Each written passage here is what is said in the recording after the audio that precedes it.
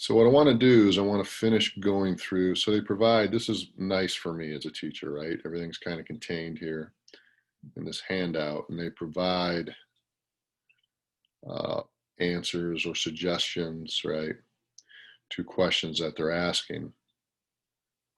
And so what I was trying to do yesterday is go through quickly the suggestions that they provide, maybe the key that they provide to that last set of questions that you were addressing.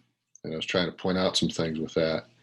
And then I want to mention the point of this simulation, which maybe you already know that because you're smart kids, right?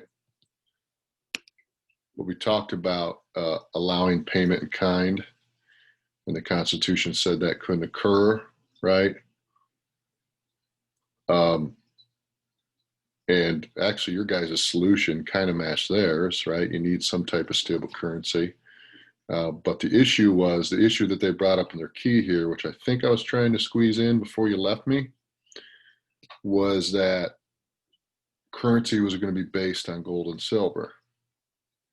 And if you're a debtor, you want more currency in circulation because it's easier to pay off your debts that way. There's more money in circulation. You can accumulate more money and pay it off. And so this decision to make money based on coinage for much of our nation's history is going to help creditors but hurt debtors. And I mentioned to you that this will be a key debate in the election of 1900, for example, when William Jennings Bryan runs for office against William McKinley. The other question that I think I was just trying to get to before the bell rang was bonds being paid back in full. Now, what these bonds are is these are, if you buy a government bond, right, you give the government money and they agree to pay you back later. That's kind of what's going on here. But these were bonds for military service. So a bond in this particular case is a promise of government payment for military service. So these were bonds issued to Revolutionary Continental Army soldiers. And this provision is agreed upon in Article 6, Clause 1, that yes, bonds should be paid back in full. And what they say here is that this provision looks like another no-brainer unless students know, and if you read your descriptions, that the people who own those bonds were in many cases, so the bankers, right, the bankers are going to benefit from this more than soldiers actually are. The people who own those bonds were in many cases not the same people to whom they were issued. What happened is this: speculators, having bought bonds often for 5 or 10 cents on the dollar, made a killing from this innocuous, their language, little clause. Poor farmers, the rank and file of the Revolutionary Army, would now be taxed in order to pay off the bonds that they originally owned. So what happened is this: revolutionary soldiers, farmers who were in debt and were not getting paid by the government because the government didn't have the funds to pay them. Remember, the weakness of the Articles of Confederation? Couldn't raise the funds to pay many of their troops who had fought in the war, often quite bravely, of course. Weathered a lot of things, Valley Forge, all of that, right? Couldn't afford to pay them, so what some of these soldiers, now farmers, who had incurred debts were doing was they were selling these bonds back to speculators, back to bankers, trying to somehow pay off their debts that way. And so what these bankers did is they bought them at 5 cents and 10 cents on a dollar. So kind of a cheap payback of a cheap purchasing of these bonds. And so when the representatives at the Constitution agreed to have these bonds paid back in full, most of that money did not go to Continental soldiers. It actually went to lenders, bankers, because they had purchased those bonds. And to top it all off, it's the poor farmers and the rank and file that are going to pay taxes to help pay off the cost of paying those bonds. So many of the revolutionary soldiers, well, not all of them, but many of them are getting, for lack of a better word, we're getting treated unfairly here, is the best way to put it. Okay, despite their military service. So that's frustrating to many of them. And the other question was, who gets to vote in national elections? There is no mention of this, and I think it was Olivia who asked me about this during the simulation. There really is no mention of this because the Constitution says nothing about who gets to vote. So if you had a hard time finding that, that's kind of what's supposed to happen. Its determination is a right reserved to the states. The states determine who can vote, unless there are national amendments passed, right? And Olivia, your question was really good yesterday in the chat because you mentioned, I know you mentioned the 15th and the 19th, maybe you mentioned the 14th too, I can't remember. But that was really astute on your part because it's going to take the 15th Amendment and the 19th Amendment to grant African American males and then women the right to vote. But in the original designation of the Constitution, it was states who determined voting. And the only way that could be overcome was through an amendment. Yeah, and so my response to you was, well, you can't bring up those amendments now because we're talking about the original formation of the Constitution. That was a great question. Okay. So what did the states decide? I mean, you guys know this. Only white males could vote in most states. Okay. And then there were property holding requirements in almost all states. In no instances could women, Native Americans, or enslaved African Americans vote. The Constitution does say that U.S. senators will be chosen by state legislatures. Remember, it's not until the 17th Amendment, okay, that people can directly vote for their senators, okay? Not by popular vote. And then president will be selected by electors chosen by state legislatures, okay? So the only mention of how people are appointed is U.S. senators and the president appointed by state legislatures or the electoral college, right?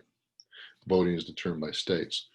So what's interesting about this simulation, I think you can see the point to this simulation, right? The point to this simulation is, and the question is who won?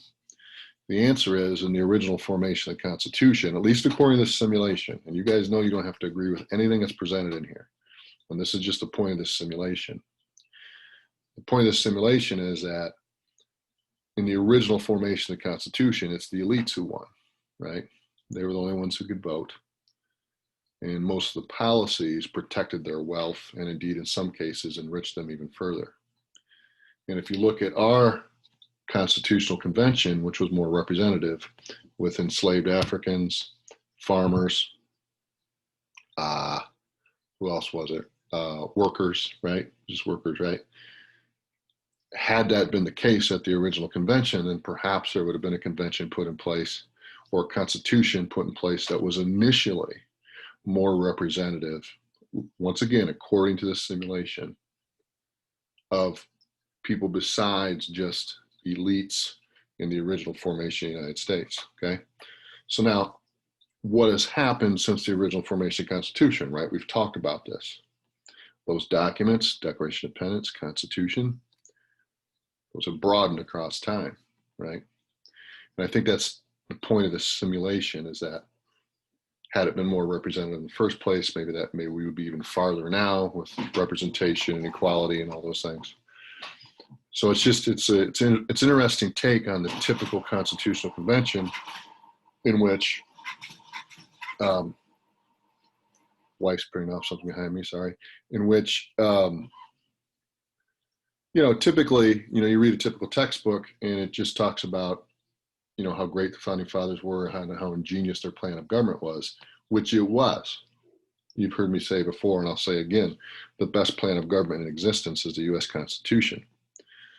But if you take a deeper dive, you'll kind of note how there were some people who were left out, right? And that maybe it wasn't as democratic as it could have been, or representative as it could have been, at least initially, right? And I think this simulation kind of drives that point home a little bit. Okay. Any questions on that? Let's go back to looking at their plan. Okay. So I'm going to go back to my last lecture, which I don't think I've revisited until late last week. Okay. And I want to say I left off here, right? I mentioned that the Constitutional Convention had ended in September of 1787. Okay. And what I was doing is, as I was going through it, I was kind of filling out a chart, maybe similar to the one that I've done on the chalkboard with my sophomores in the past, which one, once again, is probably still behind you, right? And I don't know that you have to get this down. I mean, and you guys probably know this stuff already. You've had government, okay? To me, this is just a visual aid that I'm kind of filling out along the way, okay? So we've got our three branches here, right? Executive, legislative, and judicial, right? President, House of Representatives and Senate, Supreme Court. What are their jobs? The president enforces laws, the legislative branch writes laws, the judicial branch interprets laws. Concerning the Supreme Court, the executive branch can nominate Supreme Court justices and federal judges. It's been big news recently. The legislative branch, the Senate confirms or rejects those nominations, right? And the judicial branch is responsible for interpreting those. If you look down here, this one's a little bit more interesting, okay? There's some debate as to whether or not the president or the executive branch was ever supposed to propose legislation, but George Washington will do so. And so ever since then, it's kind of been a precedent that the executive can indeed propose legislation. And then the legislative branch, of course, does. And then the judicial branch determines constitutionality of all that legislation. Now, there's been much debate in the Supreme Court concerning the Supreme Court in this past year as to whether or not it's become a very partisan body and whether or not it has too much power. So we'll see what happens going forward. There are those who are proposing reforms to the Supreme Court. It's interesting. But it's not the first time in American history where that criticism has existed with the Supreme Court. Okay, what else can I tell you? So how do they check each other? And once again, I know you all probably know this, but I have to make sure. The executive branch has the power to veto bills passed by Congress. The legislative branch, however, can override that with a 2/3 vote. Difficult to do. It's hard to get 2/3 of Congress to agree on anything, so it rarely happens, but there are times in which presidential vetoes are overridden. The president is the commander-in-chief of the armed forces, but always remember, kids, it is Congress that can declare war. The president does not have the power to declare war. So we'll talk about that in a little bit here. Other ways in which the president can be checked, of course, is impeachment. We'll talk about that here shortly. The legislative branch can impeach and remove the president or even members of the judiciary, which I don't know if many high school students know that it is possible to impeach members of the Supreme Court. Tough to do. The Chief Justice presides over the presidential impeachment trial. We had an impeachment trial earlier this year, in this crazy year of 2020, which I'll refer back to in a moment, and you may remember Chief Justice John Roberts oversaw that trial. Okay, so some things to mention. We mentioned that the president is the commander-in-chief. Many have argued over the years that because he is the commander-in-chief, that he should have military experience, but it's not required by the Constitution. Many have, okay? Interestingly enough, our most recent two presidents have not had any military experience, both Trump and Obama, but many presidents have. Of course, George Washington was leader of the Continental Army during the American Revolution. I don't know if you recognize this guy here. He looks about 13 years old in this picture, but this is Harry S. Truman, right? Who will be president following the death of FDR towards the end of World War II. He served in World War I, and he actually commanded a National Guard regiment in World War I and was sent overseas. So he served in World War I. That's his World War I uniform. Here's Dwight D. Eisenhower, who will be president after Truman, okay, in the 50s. He'll be elected to 2 terms. And you may remember him as the leader of D-Day, right? Leader of Allied forces in the D-Day invasion. And then there was John F. Kennedy, who served in World War II and actually won a few medals because of his bravery on a PT. He saved some members of his crew on a PT boat during the Pacific during World War II. So he's rewarded some medals for bravery for doing that. I don't know that he saw much combat, but he was recognized for bravery and saving lives in that particular incident. So there's 4 presidents who served, and many have, but it's not required. Okay, a citizen of the United States can be president. Okay, declaring war. I mentioned earlier that Congress has sole power to do so. However, the president does have a lot of power to send in troops. He can send in troops up to 100 days before he can get congressional approval. Now, that'll be clarified in the War Powers Act, which will come about late in the Vietnam War. But this has caused conflict between branches for some military involvement, such as Vietnam and Iraq. Now, the reason why I bring up Vietnam and Iraq is those were two very long-running conflicts. The Iraqi war is kind of over, but we're still there, and sometimes you hear about things flaring up in Iraq, right? But both of those are incredibly long conflicts, okay, and never officially declared wars. So there's been some controversy with that over time.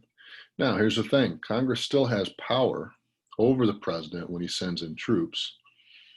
What they can do is they can defund. They can decide not to fund the conflict that the president has sent troops to. That rarely occurs, though, because no one politically wants to be accused of not funding our troops or not supporting our troops. So the president often has great power in sending troops into conflict, whether it's an officially declared war or not, because Congress often doesn't prevent him from doing so. Usually after that 100 days, they may not declare an official war, but they may also not stop the president by saying we're not going to fund our troops' involvement in Vietnam or Iraq, right? Not too many congressmen want that criticism to come at them when it's time for re-election. So quite frankly, due to politics, the president usually has the greater power in terms of command of forces. Now, of course, the American people have a say in this as well, and they can protest these wars, but that often takes time. I mean, troops will eventually be brought home without the mission being totally achieved. And so much of that will be due to the unpopularity of the conflict, but that can take quite a while. It was a long conflict. You may wonder, and once again, you're smart kids, you may already know, but there have been 5 times that the United States has officially declared war. War of 1812. I mean, I guess you could say American Revolution, but technically we weren't the United States yet there, right? So once we became the United States, you would say War of 1812. The Mexican War, or the Mexican-American War, which was really a war of expansion. The Spanish-American War was actually an officially declared war. William McKinley asked for a declaration of war, and Congress granted it. That war was pretty short. It only lasted about 100 days, unless you count the offshoot of that conflict, which was the Filipino-American War. The United States attacked Manila Bay in the Philippines, and the Philippines was a Spanish possession, and it'll take 3 years for us to put down a rebellion there. So. And then, of course, World War I and World War II.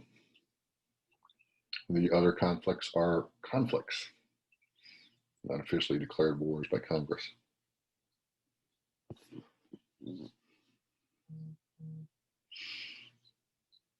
This, of course, is a picture of Pearl Harbor, which I'm sure you recognize. Very sad day in American history. Also a great historic site if you ever get to visit. My wife and I took a trip to Hawaii a few years back and visited Pearl Harbor. It's quite somber, but you can also learn a lot. Okay, impeachment. And I know you guys have had government, but this is part of the plan that the Founding Fathers put together. So I'm just going back through this.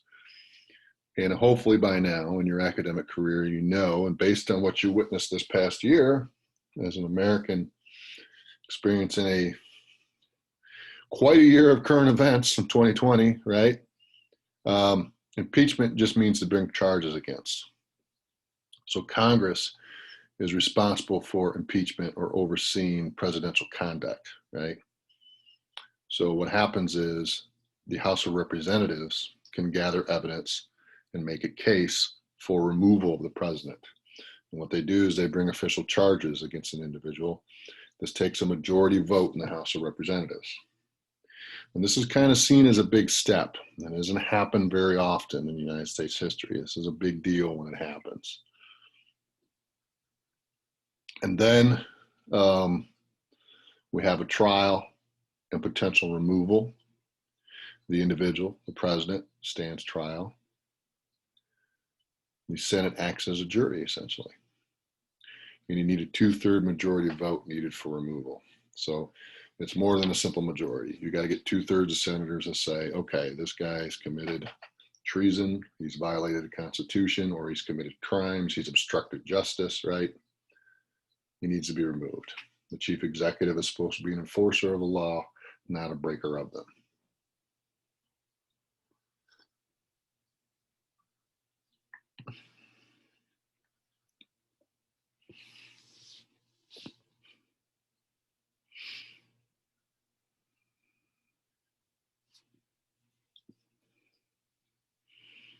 Good on this slide, guys. Trying to dramatically pause, of course. Now, interesting year, 2020, right? This is one of the most historic and arguably one of the most tumultuous years in United States history. Okay? We have had an impeachment trial this year, and that seems like a long time ago because of everything else that has happened in 2020. But in 2020, there was an impeachment trial. We now have 3. I had to change this when I revised this lecture. I had to change this slide, right?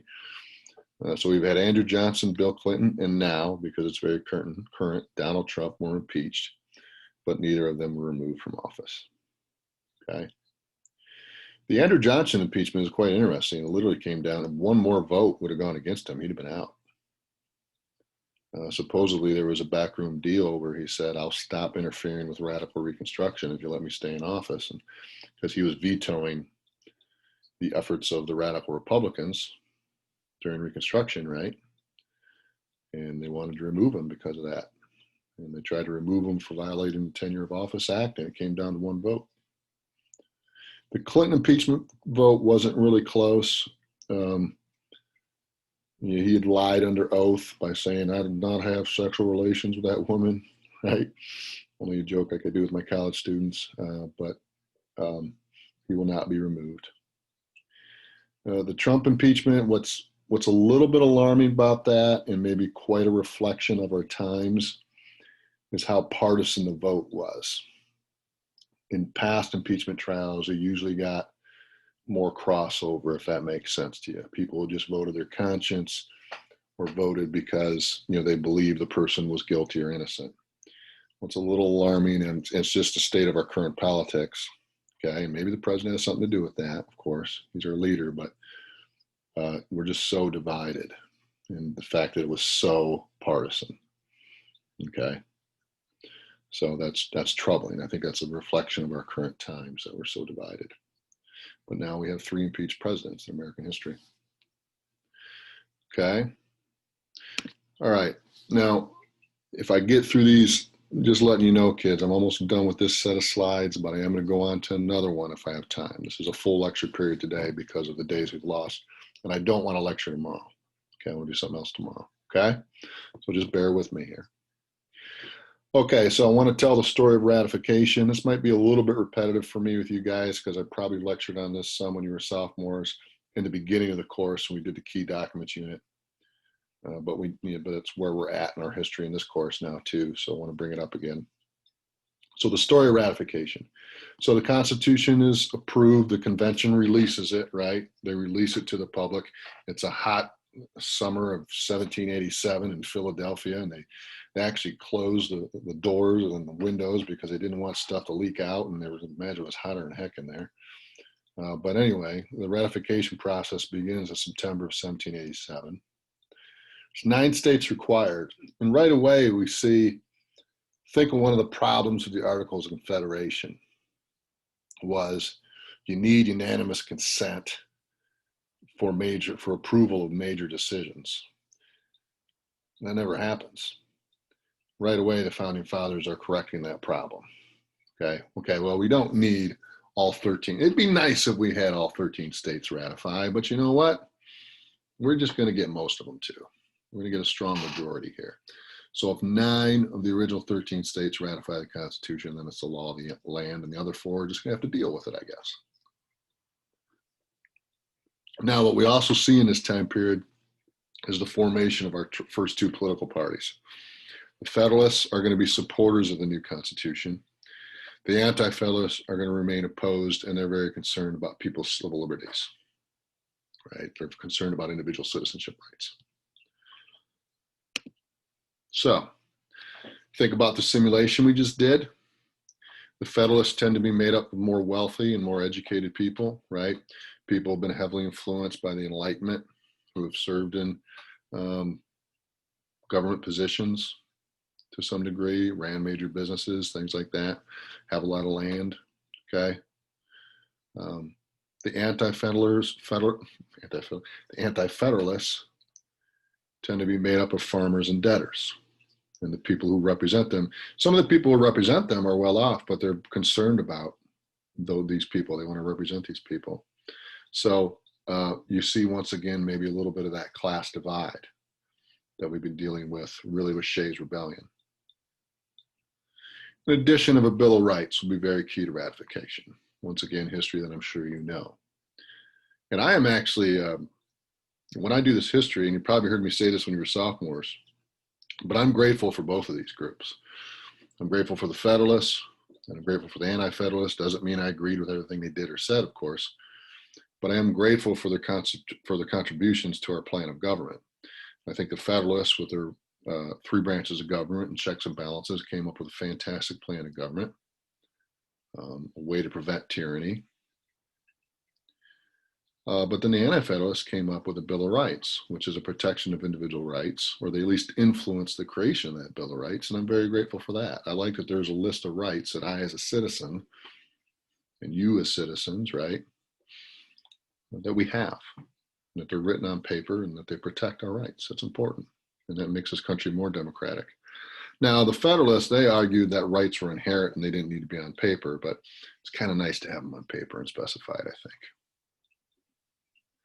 Now, Madison, Hamilton, and Jay, that's John Jay, okay? Great first name, middle initial, John Jay. Will write the Federalist. Now, the Federalist is a series of articles, and I'm actually gonna have you read a short one tonight, okay? You may have saw that assignment, you've got a short, you're gonna read part of Federalist 10 tonight. You may have read that with Mr. Griffin, so you're probably familiar with it. So, but they write a series of articles that become the Federalist Papers in support of federalism and arguing why this Constitution should be approved, what's good about the federal system, how it prevents tyranny, how it prevents faction, which is what Federalist 10 is about, okay? And they make those arguments, and they're quite well read. Delaware becomes the first state to ratify. I know for many years on their license plate, and they probably still do, they have the phrase, the first state. When you see a Delaware license plate, it tends to say that on there. New Hampshire will be the 9th, so by June 21st of 1788. And notice, this is almost, well, 2 or 3 months short of a year later, right, before you finally have 9 states ratifying it. So these debates take a while. You know, you have state legislatures meet and state conventions meet, and they debate and they argue back and forth. I like this part, I don't like that part, right? Democracy is not efficient. But New Hampshire will ratify the Constitution on June 21st, 1788, and they'll be the 9th state. So according to what the representatives at the convention stated, the Constitution is now the law of the land. But there's a couple key states there that are it'd be nice if they ratified. And those states are Virginia and New York. Those are states that are heavily populated, the most populated states in this time period. And they're also states that are key to commerce, key to the economy. So it sure would be nice if they approved it. I mean, because if any states could say, we don't want to be a part of this and have some weight behind that decision, it's probably these two. So it's nice that they follow with their ratification. And then there's Rhode Island, right? That rogues island, that state that's just, you know, they just don't like to go along with the crowd. That place where everybody went to when they were kicked out of the other colonies, right? They'll be the last state to ratify, and they'll ratify on May 29th, 1790. So notice the period of years there before we get every state on board with the new Constitution. Okay, so one more slide here. Let me make some points with this. So I wanted to try that simulation with you kids, and I debated doing it because I knew it would take 2 or 3 days, and I'm behind, and I'm gonna have to figure out maybe some stuff I'm gonna have to cut out, which pains me to do that. But I think it was valuable, and you guys did a nice job with it. It's nice to change things up at least a little bit. So the debate that we were kind of having there And the reason why that asks that question at the bottom of it, like who really won, is, the historical debate that has occurred ever since. And there are historians of the Constitution who write about this time period. They write whole books about it, right? Several books. And the debate, is it a conservative or a radical document? Some argue it's radical, that what you have here is these founding fathers who, yes, they are elite, right? Ben Franklin was wealthy. George Washington was wealthy. Thomas Jefferson, well, he wasn't at the convention, so he's a bad example. But our founding fathers were wealthy.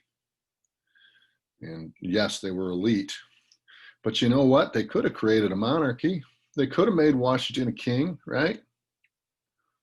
But instead, they did create a document that will become a Republican form of government in which there is at least some representation. And hopefully they'll at least take into account some representation of the people that they govern. They did put a Bill of Rights in it, right? They put a Bill of Rights in there. But then others view it, as more conservative because of the things that we just put into play during our simulation. There were people who were left out. People who are exploited, particularly enslaved Africans, they were left out, right? Workers and farmers, they were left out. Soldiers who fought bravely, many dealing with lifetime injuries, probably PTSD, not diagnosed in those days, of course, right? Who don't get paid, they're left out to some degree, many of them. And so maybe it really wasn't that radical. Maybe it was a document that was initially giving some representation, but making sure that those elites were still well off and nobody was going to take their money, right? And so those are the historical debates that happen over time, which, by the way, to me, makes history more fun, right?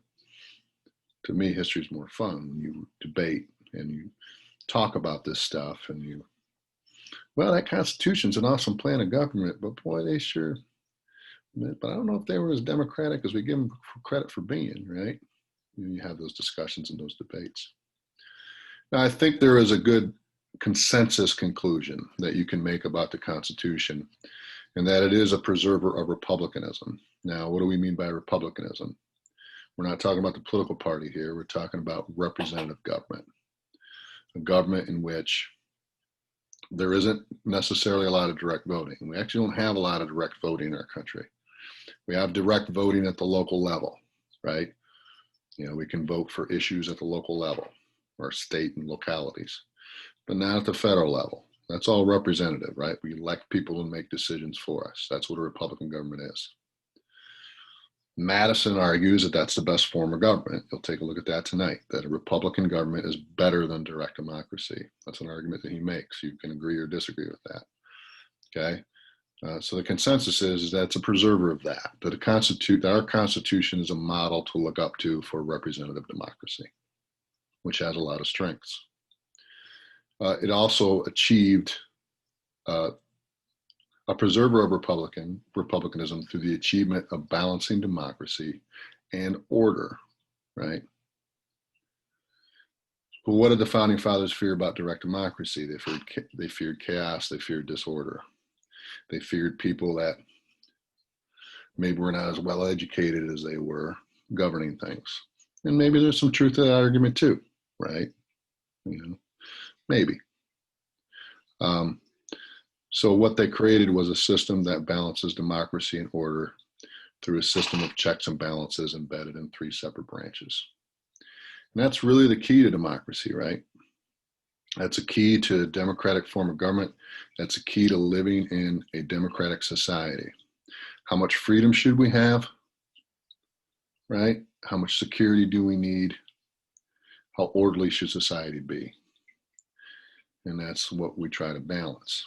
And so I think that's a good consensus argument that a lot of people on either side of this debate fall on, right? Those who believe that it was an elitist document, right, can still state that, well, it at least preserved a Republican form of government. Those who believe that it was more radical and gave a strong democratic voice can say, well, it definitely did that with a Bill of Rights and elected officials. And so the consensus is it's a good plan of government that preserves republicanism with checks and balances and three branches of government. Okay. All right, now I kind of went a little bit longer with my explanation there because I didn't want to necessarily start another lecture today. So I think what I'm going to do instead is I'm going to tell you about your assignment for tonight. Okay? So let's do that. I think I can stop recording now. Let's do that.